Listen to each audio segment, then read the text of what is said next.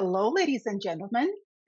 This is Dr. Yana, and we meet again on your favorite hour, Coffee with Dr. Yana, where we explore the connection between psychology and everything that is paranormal. Today, we have an incredible guest with us, the world renowned expert of the paranormal, researcher of the past 20 years, media celebrity, her divine elegance, Michelle Desrochers. Welcome, Michelle. Thank you for having me. I don't think I've If ever I, quite been introduced this way before. oh yes, your divine elegance for sure. Thank And you. if I may say a few words about you, that for the past 20 years, you primarily focused on the malevolent hauntings and potential non-human attachment or infestation. That is huge. uh, you are known all over the world, and you do UFO studies, cryptozoology, folklore, and legends, and everything that is out of this world. And you featured so many times, and I've been watching all these shows. Uh, Paranormal Survivor, Mhm. right? Everything that is with the paranormal, Paranormal Survivor, Paranormal Nightmare, right? Mhm. My worst nightmare, Hotel Paranormal. And in addition to everything you know, you live in a haunted manor house. Yes, That I is did. so incredible. And how in the world did that happen? Um, well, long story short, I have had paranormal experiences my entire life. I've had mediums within my family, generational mediums. So I wasn't discouraged as a child with respects to if I saw something. My father would sort of, though he was gifted, he never talked about it until later on in life. But my mother's side of the family often spoke about it. So it was never discouraged. They would just ask me questions or pull out a photo album. Do you recognize anybody here? So it stayed with me. I believe that all children are gifted. And if it's not discouraged, the chances of them holding on and practicing their ability will be greater than if they're discouraged and made to feel silly about talking about what they think might be an imaginary friend, which you have to be careful with, by the way. But, a lot of those children will tend to shy away from those abilities. So it just went on from there and having an attachment, which I did speak about for the first time in full length on my paranormal nightmare. I was asked to present the story in detail, to which I did. And, people were just like, because people realize, I think, that they could relate to it, that there are If so many things out there. you don't mind sharing with us, what was that story about? Though, I'm sorry. What was that story about? What was about my attachment? Probably I've always felt I had a presence in my life as a child. And somewhere along the line, of course, going through puberty. Now, being a researcher, I can tell you that people going through puberty, children going through puberty, pre-adolescent age, women going through menopause, that our emotions change, especially females. Our emotions change to the point where it attracts, it attracts things. So something malevolent did come in and completely infested the house, and it would do things like open and close doors. It would run I mean, for 4 years, I would have a marathon with this thing whenever I would come home because I was the oldest, so I got to have a room in the basement. Thank you. So Oh, I know. So you're coming down the stairs at night, and then I would race to the bedroom because I could feel something at my back all the time, and I could hear it boom, boom, boom, and I would close the door and something would slam like their fist, or it sounded like something was just slamming into the door or hitting the door. So it became very unnerving after a while. I would have friends over and things would just levitate or like throw, like I used to have albums. I'm aging myself a bit, but yes, albums. and they would just sort of fling out of their sleeves because I always had them where the sleeves were facing outwards, so I could just go in and pull them without Wow. damaging the sleeve, right? Just aware, always taking care of my things. And they would just like, and you just And they watch. knew that was your thing to do, right? That this is, Yes, was your preference, and they knew yes, that, and they used it. yes. And then I had a friend over one time, and there's a young man I was dating at the time. I was 18, and I had gone upstairs, and there was an album playing, and all of a sudden the needle picked up, and it moved, and it dropped perfectly onto another song. Of course, this wigs him out completely, so he goes to head upstairs, and something pushed him up the stairs. He said he went about 3 stairs, assisted, shall we say, and ended up, like, face planting the landing, and that was it for him, and then that was it for me. I was used to this presence, and I'm a big believer in acknowledgement is empowerment. Don't acknowledge it and problem solve. But, everybody else in the family was feeling that heaviness, and back then, it's not like we had, paranormal television. It's not like if it was out there, it was very, very sporadic, and I didn't watch them. So I went to the public library and I got a book on clearings and how to cleanse your space. And the best I could come up with was a book on white witchcraft, which would show you how to cleanse your space and how to have spirit gardens and things like that, things that apparently spirits didn't like. So, like, okay, who knew? Basil, it's like, oh, okay. But just different things. I eventually cleared my own house, And you were 14. taking control. And it's what I teach today. No, Michelle, were you 14 when you first cleansed your house? No, actually, I was probably closer. I was in and around the 18 mark when I first Oh, did it.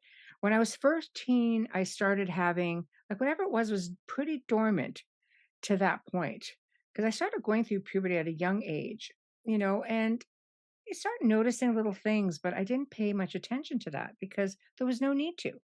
I didn't know to look for it. I didn't know that it should be there. It's not like I could see dead people as a child, but it's not like I was subjected to seeing other things. I would see the occasional deceased relative or something along those lines. So there was no need or reason to think that there was anything else in there. I remember going for a walk one time and seeing a young man that had committed suicide, and it looked like a gunshot, so it wasn't pleasant to see. And that was way up around the lake where we live, because we lived up near a lake. It was a beautiful community. So then I started seeing things that I didn't really want to see. Now I question, well, what was it that was showing me that image?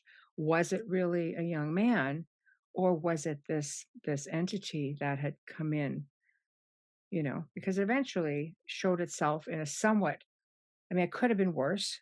I've seen entities throughout my life that are not pleasant to look at. And I just remember waking up one night, and all of this mist started coming up in my room. And I hadn't been asleep very long. And when I woke up, um, just because I could feel the temperature change, I basically looked and something was coming up out of the floor. This big massive, like, I see horns coming up, but it was white. It wasn't like a gruesome looking thing. For what it was either something trying to not frighten me too much, to say, like, "Pay attention, this is the type of thing that's here," or it was something that's just trying to maybe lure me in a little further, putting me off my guard, because it wasn't unpleasant to see. It was just startling. now, Michelle, your parents were supportive of your gift. They didn't quite say, "Oh, this is something abnormal and we have to deal with it," because you said that you have a very interesting lineage going way back to the Knights Templar as well.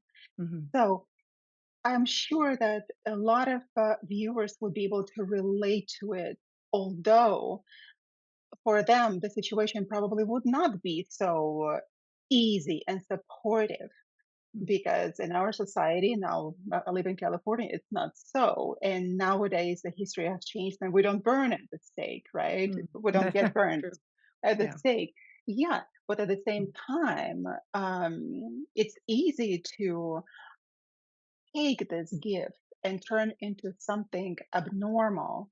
Like, I am so grateful to my parents that did not consider my gift an abnormality.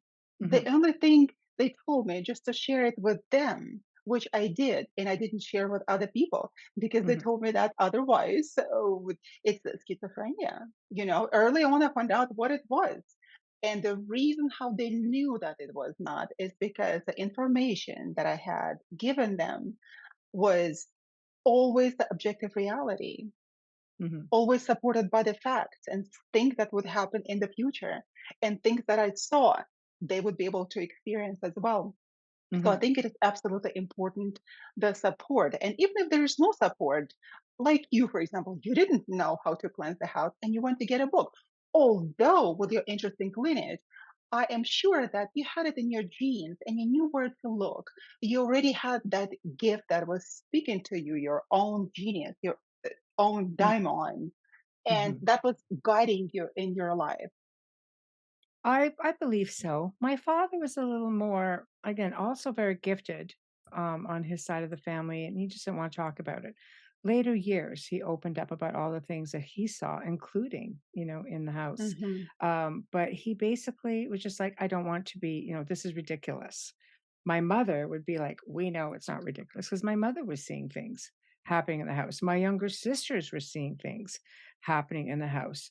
So it became a point to, where everybody was experiencing something. Even when I moved out of the house, I was 20 when I moved out of the house and things continued on.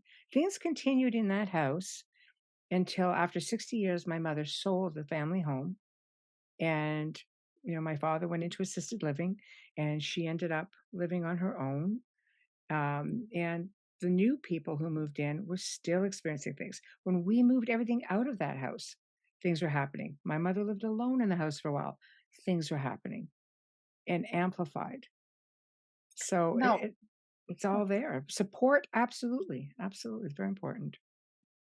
but then the question that arises is that in your professional practice, cleansing the homes, knowing the background, the story behind what is happening in those homes, on those premises, not necessarily homes, the properties, Mm. right?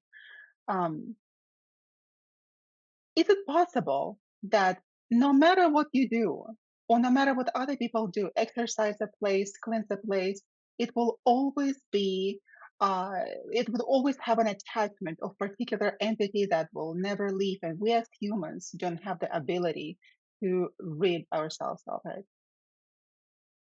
Okay, well, it, I don't know that no place or any place. I don't think believe there's a place here on this planet that can't be cleansed. I think it's a matter of how much work do you want to put into it. I think the question is, should it be? I don't believe that just because Oh, something is there, that it has to be popped out. It has its right to absolutely. be there. And Absolutely. and when I'm dealing with families, I look at many factors. I look at how many people are experiencing something in the home. Is it one person? Is it several people? Is something centered more around one person than everyone else? I like to know the history of a location. I like to know everything, the series of events that led them to me in the first place.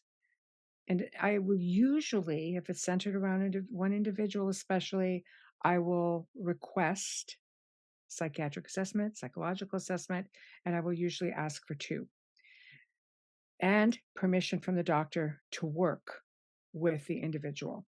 Because if the Hmm. individual is on medication, you know, most doctors are like, yes, no problem. Make sure the individual stays on the medication. And has nothing to do with me. I just want to know what the mindset is and what the boundaries are. I'm not a doctor. I am not a counselor. I am Nothing of that nature, medically speaking or psychologically speaking. I am there to try to address what it is that's leading them to believe that something is happening to them. I've worked with psychiatrists and psychologists, especially with families. And, if something's going on, it's like, okay, I'm not the psychologist. So I work with some psychologists that even do regression therapy. I say, this is where I think you should be with, because I don't know, what's going on in here, nor am I qualified to know what's going on in here. I can only guess at what your experience is because had similar experiences. What I try to do is change the mindset of the individual. I believe we are in control. And I have used to have a waiting list that went 18 months to 2 years. So I would only be able to work with people via phone or via the internet on how to help them cleanse and work their own space and take control and let go of the fear. And by the time I would actually be available to go in, they would be like, no, we're good. I think we did it. It's just been really quiet. You gave us the tools that we needed. We took control as a family, and they're able to deal with it themselves, because I think sometimes a lot of it is about the mindset. And if you're going to be fearful, that's a type of energy that feeds these things. So if you take away the food, you'll often hear me say, live, love, laugh, keep smiling, things like that, raise your vibration. It's all about vibration and frequency. So if you don't give it to them, they're going to starve, they're going to go elsewhere. So, Starve or go elsewhere. How interesting. I remember in my practice, I had a couple that have had a lot of problems. So the wife really thought that the husband was possessed, and she essentially brought him to me to be delivered. And the husband, of course, did not know, it didn't think that he had any problems whatsoever, of right? course, yeah. And when I started working with them, and I work in the area of archetypal psychology, have discovered that his primary forces that are behind his incredible talent and fueling his life and his professional life, although creating havoc in the personal life, Mm, they are the primordial tonic forces that mm, when I ask if they were to be removed, they said no, because that is what moves that person forward. That is what will never be removed. And that person was chosen to move that um, industry forward. And anything that would come along to put an impediment on his way would be just taken away. And those chthonic forces, in fact, they were creating the havoc in his personal life with everybody, every single person that would come his way, because he was supposed to devote his life to what he is doing solely and completely. So some things are not supposed to be removed at all, even if we think as humans here that we think, oh, we are the kings of the jungle, right? mm, Oh, no, we're not. There's some things that are much stronger and much more intelligent than us, and we just don't have the capacity mm, to even deal with it. mhm. It's very interesting. It's interesting for sure. I agree. But there are also a lot of things out there that will tell you anything that you want to hear, or will tell you whatever it takes for them to be left alone so they can go on and do whatever it is they want to do. I believe we all have free will, and that free will, or whatever, allegedly, we make all these arrangements before we come here to live our life. And if that is the fact, if that's how it works, and of course we won't know till we actually get there ourselves, we have to assume that it's potentially a possibility. Um, but when you have something that comes in, and infiltrates your life and causes you all kinds of misery, or let's say something that comes in and attaches to, let's use a serial killer, for example, because we've seen that happen. True. Okay. Now, said serial killer passes away. Okay. That attachment remains. We have seen spirits with attachments and they're held back from crossing over. That Oh, journey is over. So, why would that entity remain just feeding off the energy of this human spirit, not allowing it to move over? The job is done. So you see, it continues on. We've run across spirits, one man murdered his family, pulled the attachment, all of a sudden, the man breaks down sobbing, even in spirit. And he's been like that for over 100 years. Do we leave him? Or do we remove an attachment that caused him maybe to be not of sound mind or to maybe puppeteer him a little bit and murder his family? Let's look at Charles Manson, for example. What do? You know there's an attachment. We know this. We've tapped it. We've seen it. right. What do? Do you say, well, you deserve to roam the earth for the rest of your life with your attachment, be a bottom feeder, let it feed off your energy? Most people would say, absolutely. I look at this and go, you can move on in spirit and attach yourself to anybody, any any human being on this planet. And then what do? See the cycle continue? So what does this person he attaches to? Does all of a sudden he start feeling like he wants to be a Charles Manson or behave like Charles Manson, for example, or any other malevolent individual? There's all kinds of people I've worked with, and where, for example, let's say there was an alcoholic man in the family of the prior family, passed away in the house, alcoholic. Well, the new family moves in, and the husband, because he's the male, starts drinking heavily and starts taking on these characteristics. So allegedly, this happens. They can, if there's something in the space that is creating that sort of energy, then all of a sudden we start behaving like whatever it is that's influencing that energy. Then that serial killer, Charles Manson, could attach to somebody else, and maybe, just maybe, that cycle begins again. So what do? Remove the attachment, sort of try to, like it's not like we decide where people go when you move them on. They go where they're meant to go. Mm. And at that point, does it become a thing about atonement? Does it become a thing about, we're not judge and jury. When you move a spirit over, we're just showing them the way. From that point on, whoever's on the other side is who determines where they go. So it's just food for thought. Interesting. So, Michelle, have you noticed, like, if you knew those people before, for example, that before they had an attachment and after they had an attachment, have you seen them change physically in appearance, the facial structure, even the expression? Do they have the resemblance with a person or the spirit that we know that it has, of course, in a world of the spirit?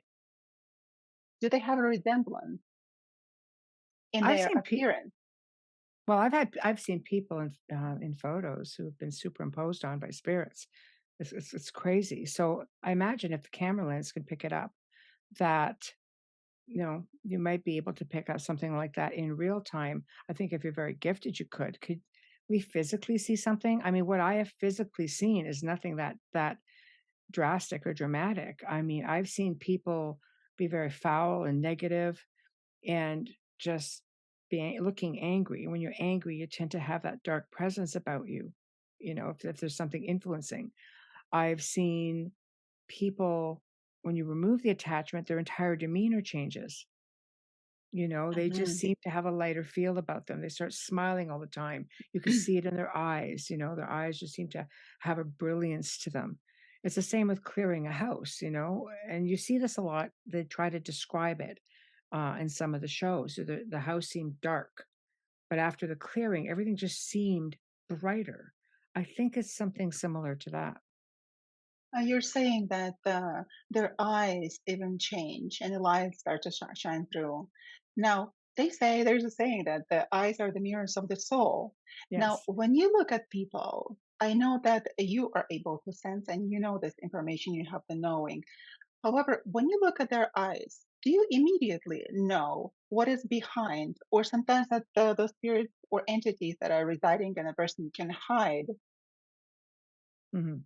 They definitely will try to hide. In my experiences, I've seen people whose eyes are just completely dark. You don't see the color at all. They're Black. just black. Yes. Yeah, I saw that. Um, I also see the behavior when they're around me change because they don't it's almost like they don't want to be recognized. They go very Absolutely. quiet. I watched a young man, we had cleared basically it was the first time at the house. We just gave it a good cleansing and we had to go back. And this young man looked at me and he said, "Look what I can do." And he took like a bangle bracelet. It was too small for his wrist. And he looked me in the eye and he pushed his hand through, dislocated his wrist and twisted his arm and moved it up forward and moved it back slowly and went, "See?" So it's like in a way letting me know I'm still here. Which we knew. We knew, it was just a matter of who you're hiding in. Because every member of the family had dark eyes, all had experiences. We're all just, you can see some were desperate, some were angry, and some just sat there silently, just looking out. So it's like, which one are you in? Because there's usually more than one. So, it's like, okay. And it took 16 years to finally, get that thing cleared from the young man who was 5 years old at the time. 5 years old. Yeah. And And he that's was in 16. Sorry. So it took another 11 years where he resurfaced because the family decided they did not want to partake in anything. And the researcher who knew him messaged 11 years later and said, "Here, he's still there, still has it." It's like, okay, and then they also know that you know. That's how they start behaving mm, differently in your presence, and they become that's right. sweet and nice, which you can see that in their eyes. Yeah, That is not the person that is so sweet and nice, kind of putting us our guard to sleep, right? that's right. I remember that I was once I worked in one organization where we prayed for the healing of people, and I was new at that organization, and I could see the entities on people. And the interesting thing is that the people will come and they would leave donations, and that's how that organization existed. And I would start telling people who work there, who were praying for those people for the healing, that you can't just pray for them. Here's an entity that needs to be removed. Here, here, and here. And the name of it is this. And for that one, it's named this way. And uh, that is, for example, that the relative that Mhm, it was the dead grandfather of the person who was coming there for past 5 years to get the prayer for him for his health, and he had problems with his body, with his family. mhm. And then all of a sudden, so when I prayed for them, they stopped coming back. And of course, that caused a problem in that organization because people stop coming. They get rid of all their Of course. problems and they don't Yeah, bring the money back. And I right. started questioning myself being there. However, there was another person that also just recently came in, and he looked at me and he said, "Yana," he said, "we both know who we are. You know who I am, and I know who you are. If we Mm, don't get into each other's business, life is going to be okay for both of us." mhm, And that was the person, that was the man who knew everything about my life. And that was the first time that I met him. He mhm. knew everything, and he had the abilities that Yeah, the regular human being wouldn't have. And I mhm, looked in his eyes and I knew who I was dealing with. And I said, okay. And then that person created his own church. Imagine.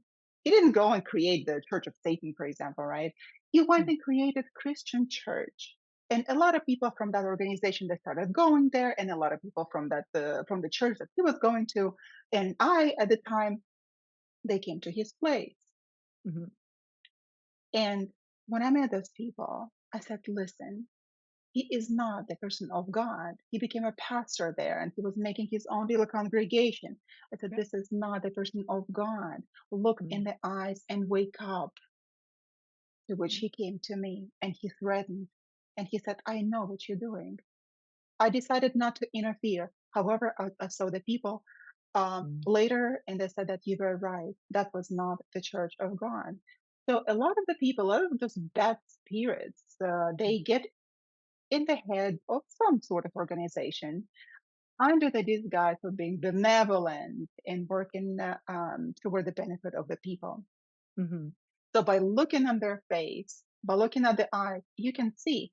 However, like you said, that they hide and they will do anything to hide.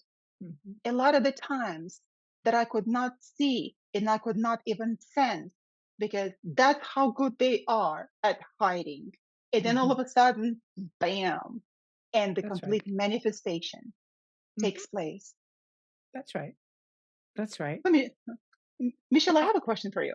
If um, you possessing that incredible talent as you do, that many people don't, now, has it been difficult for you living with this gift of discernment? You see, you're able to manipulate the energy, you're able to see what is cooking behind the curtains.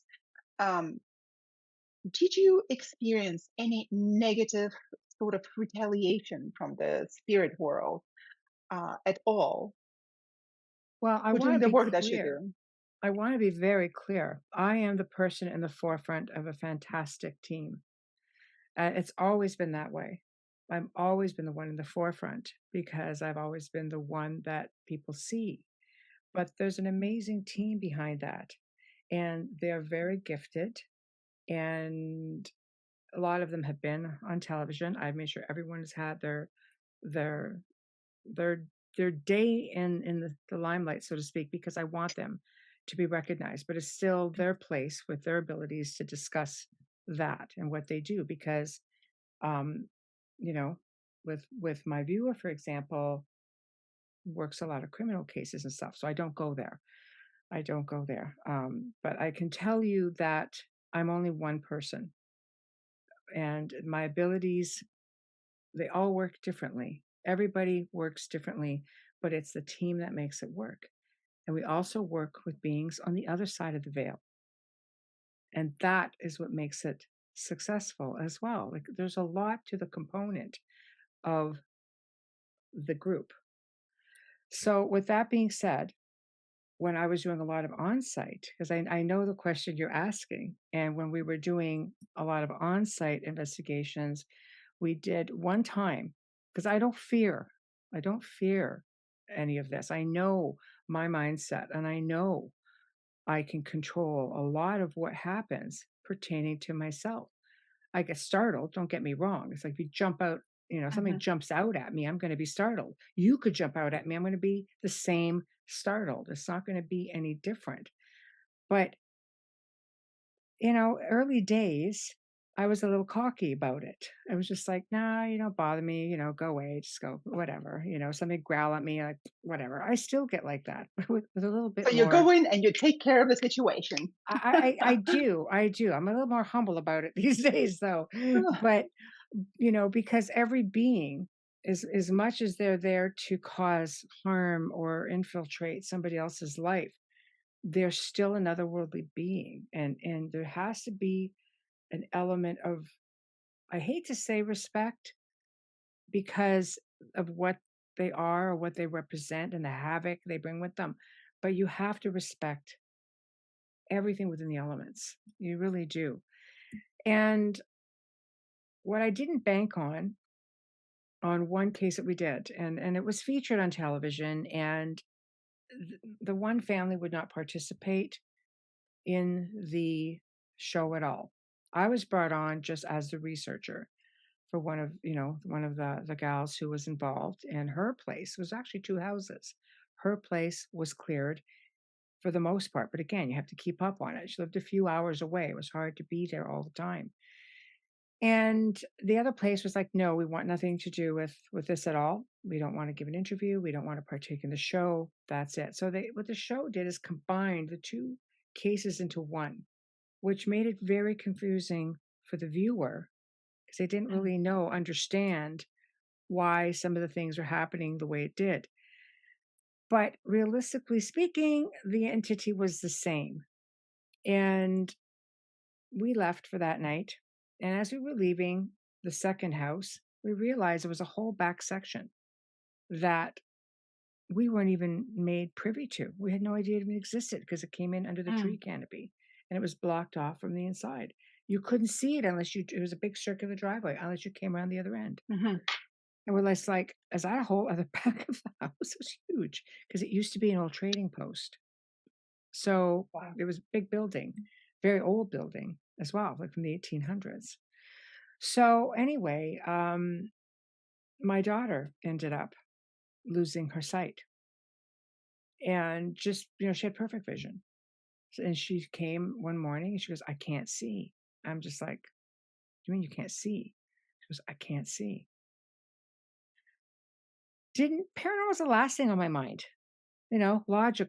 I'm a logical individual. So went to the doctors, we went to the optometrist, we went to eye specialists. They took pictures of the inside of her eyes, Mhm. CT scan, MRI, psychologist, psychiatrist. Is it a mental thing that's just causing, because if you're having emotional or something's not going on up here, it can cause physical things. So we looked at everything. And a couple weeks go by, and it took my family doctor to say, because we were friends as well, and he said, what did you last work on? And I thought about it and Uh-huh.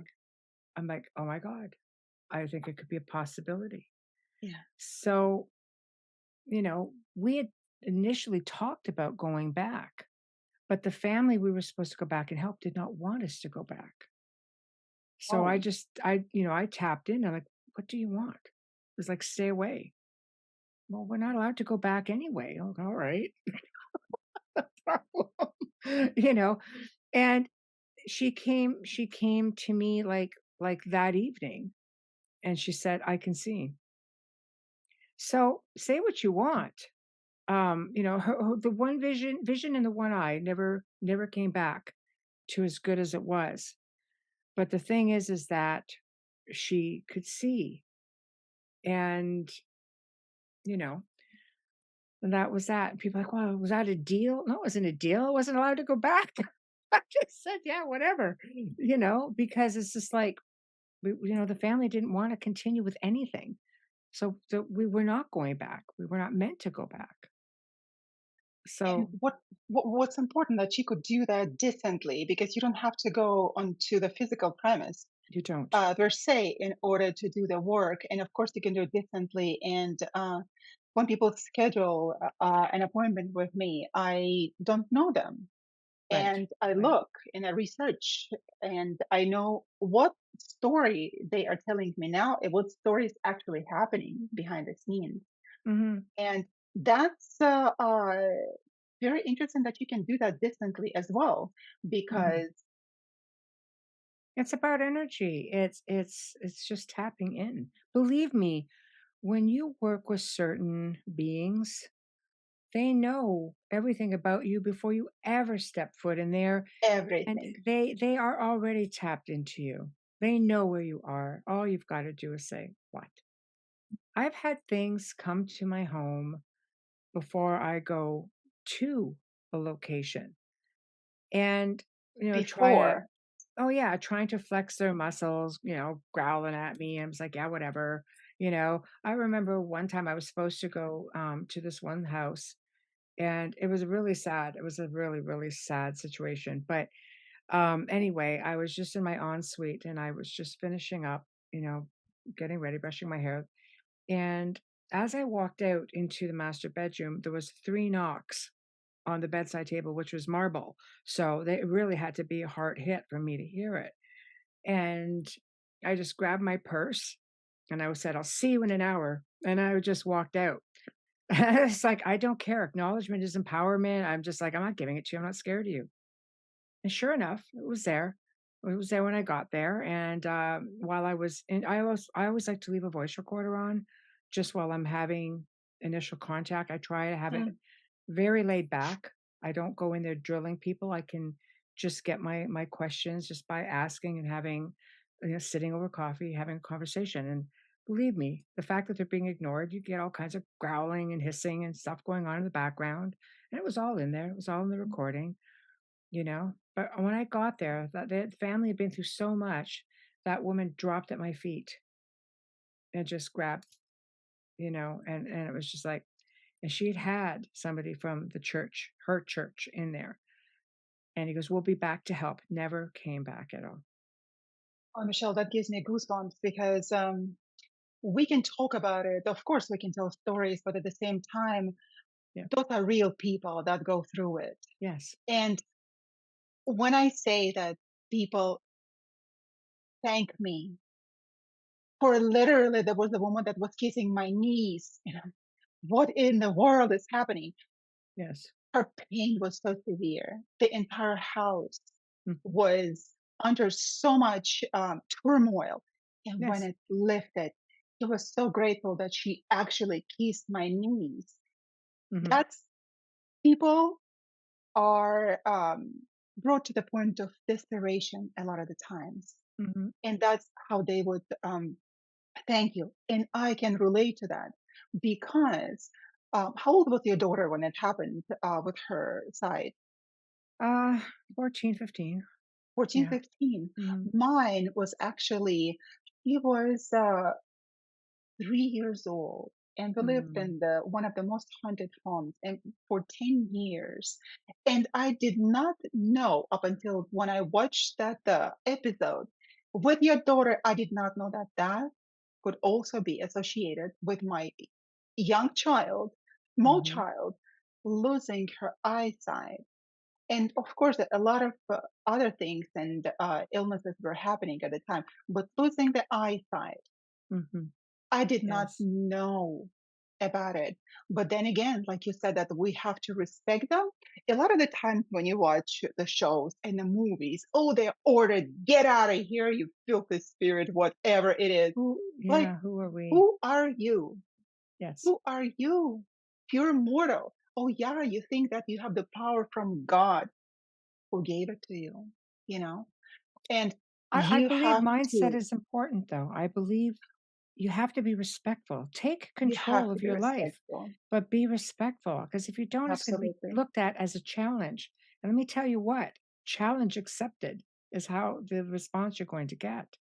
They'll accept that challenge every Oh, time. yeah. Oh, yeah. Michelle, one thing happened to me, and now I can, of course, talk about it, but at the time, it was one of the most horrible things that ever happened to me. I remember just like you said, you were cocky, right? Like young and cocky and everything. So I was at the time, and I look in a spirit. I know the problems, the origin of the problems, or different entities. I can see them. I rid Mhm, people of them. I clean their homes and exercise or different kind of things.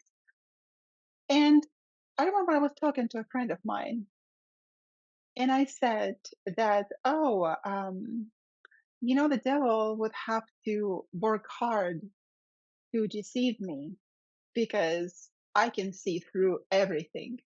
mhm, Oh my God, Michelle, for the next 3 months, I knew no difference between darkness and light, bad or good. I did not mhm, have any compass. I was bombarded by all of this conversations, that were absolutely deceiving. I did not know. And yeah, he took the challenge. He said, oh, yeah, we're mhm. going to see that. And that's exactly what happened. And it took me a long time to get rid of it and to humble myself, and humbling doesn't just come, it comes with experience, of course. So I understand perfectly. Humility is everything. I think we have to go in, as servants. I've always had spirit say, serve, serve. because we have to be service to others. We can't be service to self. You have to put others first. I've often spoke about this because I think it's important for people to know. There's a lot of researchers out there, a heck of a lot more now than there ever was, when we were growing up. And now it doesn't take anything for people to do it. People will go watch a TV show. Next thing you know, they're a paranormal group. Now, Expert. I commend the groups that go out there and do really good work. I do. I commend them. I Where I disagree with some, and I know there are some that have a lot of ethics, and those are the ones I refer people to. If people want physical contact, it's like there are those really great researchers that will put people first and not just say they put people first. And what I mean by that is that when I go into a place, when somebody contacts me, I don't look at them and say, "Well, you're lucky I'm here to help you. No problem." I look at them and I say, "Thank you for entrusting your family to me. Let me take the weight for a little while. Just let me and my team worry about this. You worry about your family, work on your mindset, be strong. Wherever it is you draw your strength from, whether it be your faith, whether it be one another, draw from that and put on a funny show, open the windows, dance, listen to some music. Let us do the rest." That is what's important. And it's why I stopped. It's a big reason why I stopped going in and communicating with things. I don't need to investigate everything by asking for a sign, by making that invitation, because malevolent things 9 times out of 10 starts with an invitation. And it doesn't always come from the people who are infected. It comes from somebody else going in and challenging them, these things to magically appear to them. I demand you to do this. I challenge you. And it's not, communication doesn't just happen with a Ouija board. A communication or invitation happens with a phone app. It can happen with a pendulum. It can happen with a ghost box. It could happen with a board, with and any type voice recorder. Talk to me. I want you to Oh, talk to me. I oh, want you to voice talk to me. recorder. Well, it Uh-huh. is. You're inviting and requesting communication. And it will That come. and it will come. Now, then how do you get to do this? Well, we want the magical picture. We want that wonderful, voice recording. We want, there's so much that it's just like, but you get to go home. What does the family do? Because now you've got a being there that's like, well, you wanted to talk to me half an hour ago, and I'm not done talking. I'm not done communicating. What do you do then at that point? This is where I like working even with parapsychologists who will come in and they've got a totally different, because I've consulted with some. I think you've had Elliot Van Dusen on. I consider him a dear friend. And, Talking to you him know, pretty soon. yeah, oh yeah, yeah, he's wonderful. You'll love him.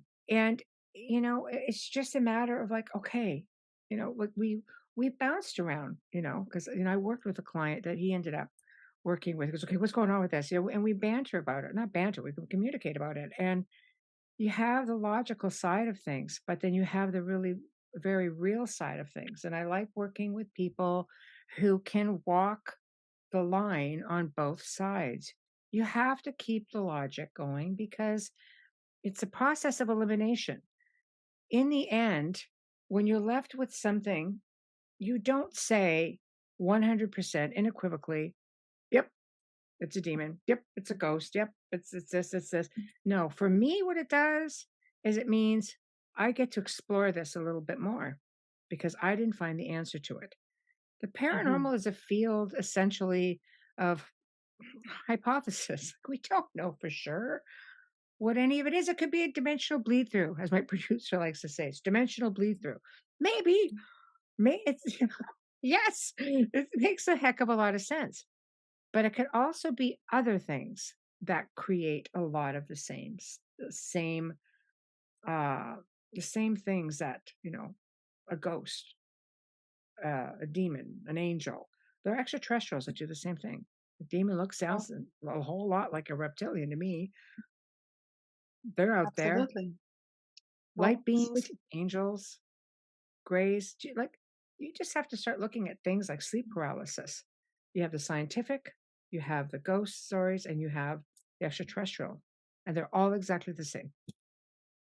now, if you look at the history, Michelle, we and even our sacred book, historical, ancient, secret book, secret as well, sacred book, Yes.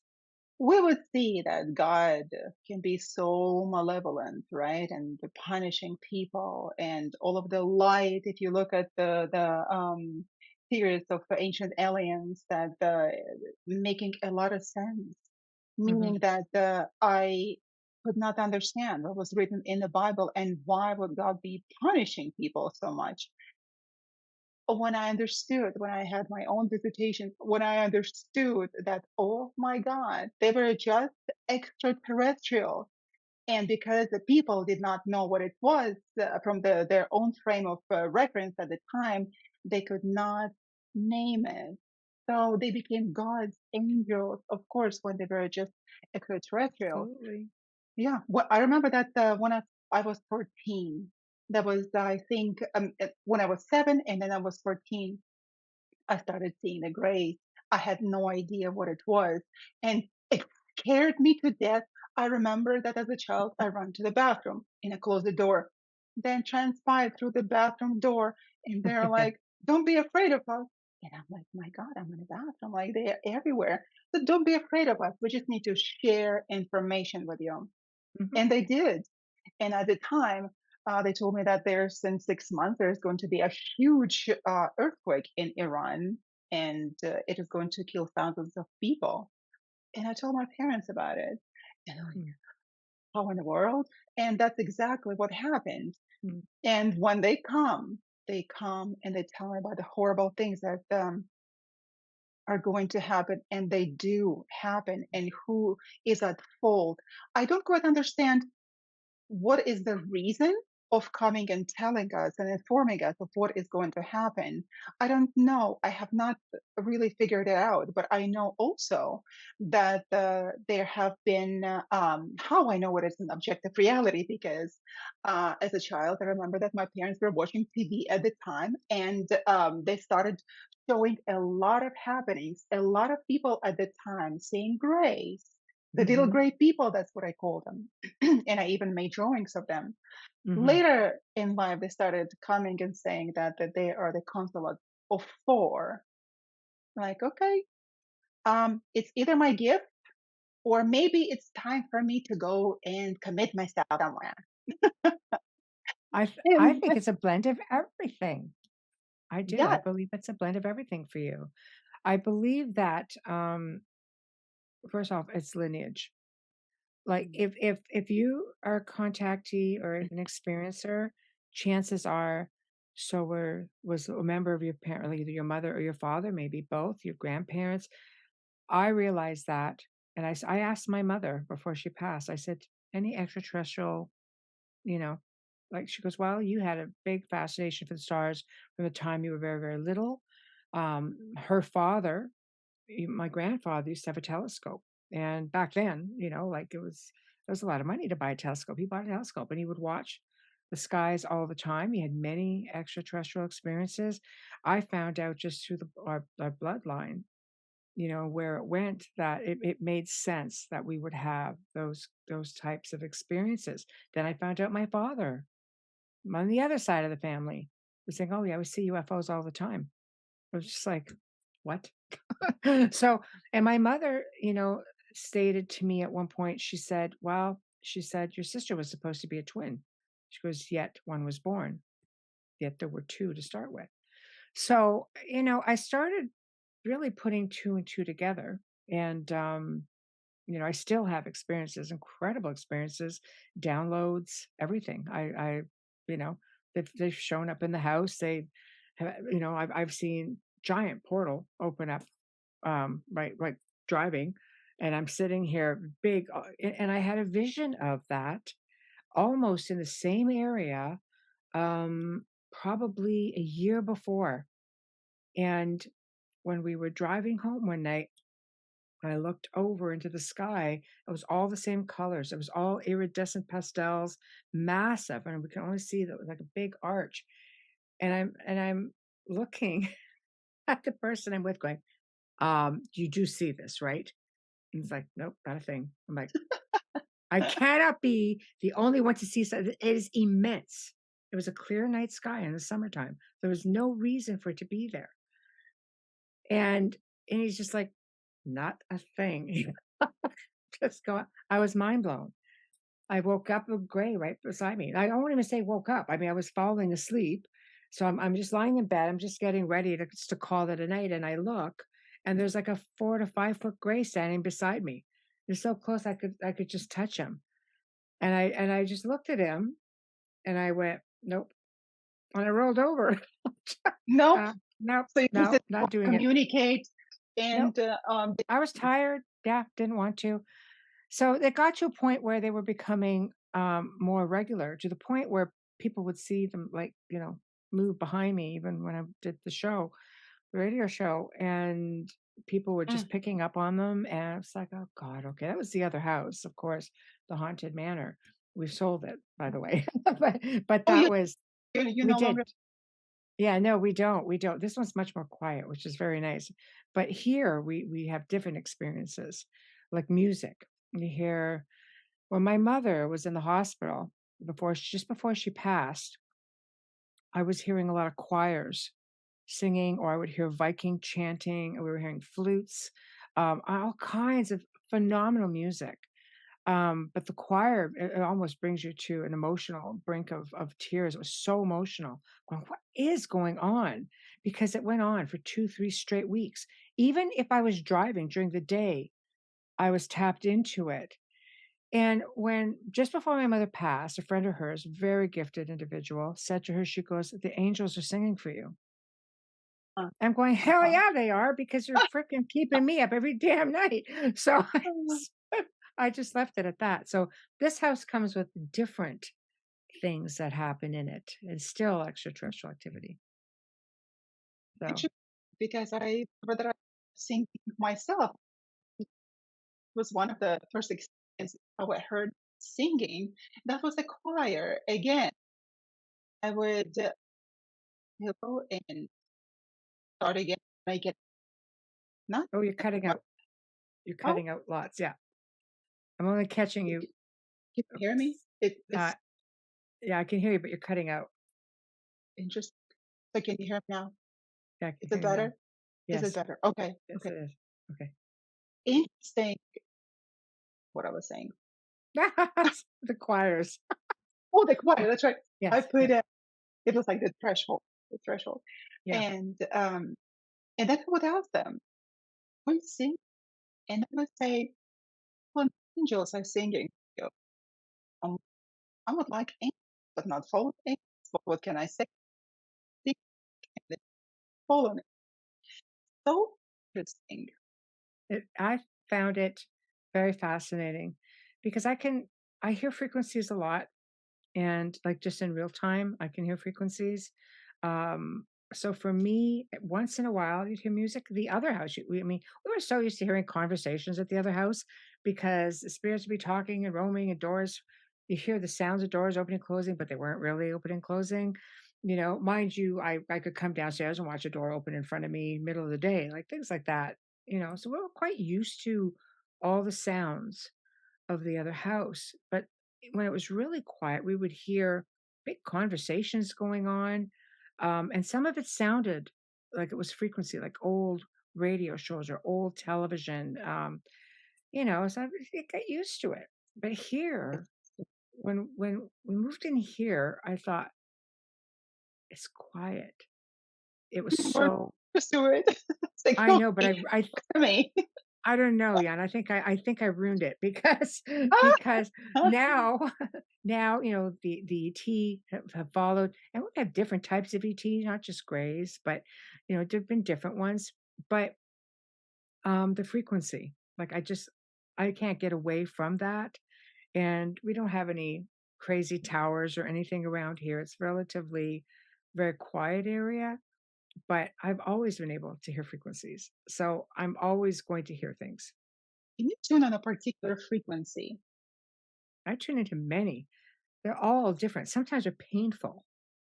Like they're so high pitched. I'm like, oh my God, I'm buckled over. Like, geez, it's very hard.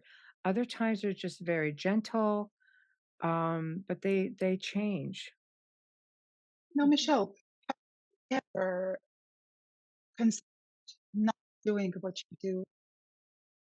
Has it I ever been so you said not to do that at the very beginning? Perhaps you wanting to do something else and then said, "Oh, I'm not doing that. It's difficult on a spiritual. Oh, yeah, I can hear everything." Did it ever happen to you? no, no. You Once always knew. I always knew that I think when you start doing it, you realize that you're supposed to do it. There are times, don't get me wrong, like, I'm semi-retired from film. I've done the occasional documentary. I like doing the radio shows. I don't mind doing like the, written print articles. I do a lot of those, a lot of consultation. I don't want to be out of it completely because do believe that people need to find the team. They do need to find us and they need to, if they need help, that's how they're going to find us. But I also know that we evolve and the paranormal to me, as much as I find it interesting, and I think I will always be a seeker of knowledge. I will always be a student of it, among many other things, because we have to keep moving forward. You have to keep learning. You have to keep researching because things are not what they seem. There's so much out there that when I say not what they seem, I mean from a very paranormal standpoint. We see one thing, but there's a whole lot more going on that a lot of people can't see, and it's definitely out there. So, I think it just got to a point where, for me, I evolved from it, and when I started realizing that maybe some of my experiences were growing up were not just paranormal, but they were also extraterrestrial. Now I'm aware of it because I'm a researcher. I've spent 2 decades, seeing all of it present itself. And I think they've taken me where in areas where I needed information and I find myself researching and taken into an entirely different area. I'm going, how did I get here? And I start researching it and I'm going, oh, I guess I was supposed to see this. And then things start to make sense. And then people find their way to you. That's one thing that the radio show has done. Um, People have gravitated to me that I would not have expected, or vice versa. I'm shown somebody saying, well, this person, you're supposed to bring this person on, and I'm just kind of like, okay, like I have a waiting list. Our show has like a waiting list of people who want to come on. And yet, every now and then, something or someone, a topic or an individual is presented to us, and we're like, okay, I need to contact this person because that's my part of it is like I do the contacting. So I'm just kind of like, okay. And through that, you have listeners, and then those listeners have experiences, or those listeners may need assistance, or somehow people who are supposed to be within your circle, or people who are supposed to cross your path, find a way, and that continues the journey. Like, Yes, I just fell on your path.